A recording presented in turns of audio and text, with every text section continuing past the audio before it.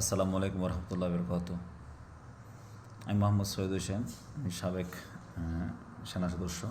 আমি একজন কমান্ডো পরিবারের সদস্য। আমি commando qualify plus counter terrorism qualify.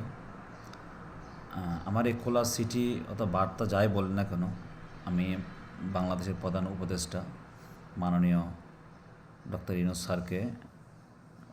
স্যারের উদ্দেশ্যে আমরা কিন্তু লড়াই করছি এই হাসিনাকে এই দেশ থেকে তাড়ানোর জন্য।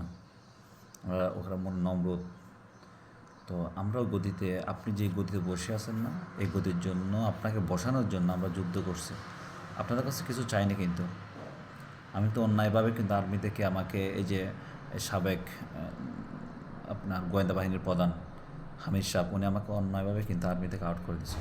তাক এতে সমস্যা না, বাট তারপরেও কোনো দাবি জানায়নি। একটা দাবি এখন আপনাকে করব, সেটা হচ্ছে কি, আপনি গতকাল দেখলাম ইসলামিক স্কলার যারা আছে তারা একটা ফতোয়া দিচ্ছে জিহাদ করা ফরজ।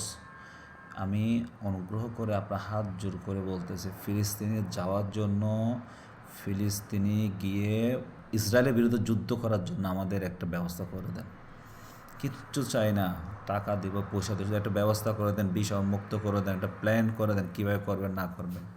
কিয়ামতের ময়দানে কিন্তু দাঁড় করে দেবো ইউনূস সাহেব আপনাকে। কিন্তু আমরা যেতে চাইছি, কিন্তু আমাদের কোনো ওয়ে ছিল না, আমরা যেতে পারি না। আপনি অবশ্যই পারবেন, অনুরোধ করি প্লিজ আপনি আমাদের এই ব্যবস্থা করেন। যদি এখানে কোনো সামর্থ্য থাকতো আমাদের যাওয়ার, যুদ্ধ করার, তাহলে আজকে আপনার এই হাসিনাকে তাড়ানোর জন্য যা যুদ্ধ করি তার চেয়ে 1000 গুণ যুদ্ধ বেড়ে দিতাম ইনশাল্লাহ। সর্বোচ্চ দিয়ে চেষ্টা করতাম। মাননীয় প্রধান উপদেষ্টা, সকল উপদেষ্টার উদ্দেশ্য বলতেছি, আপনারা অবশ্যই আমাদের ফিলিস্তিনে যাওয়ার ব্যবস্থা করে দেন। কঠোরভাবে বলার আগে আপনি ব্যবস্থা করে দেন, আমরা যাব।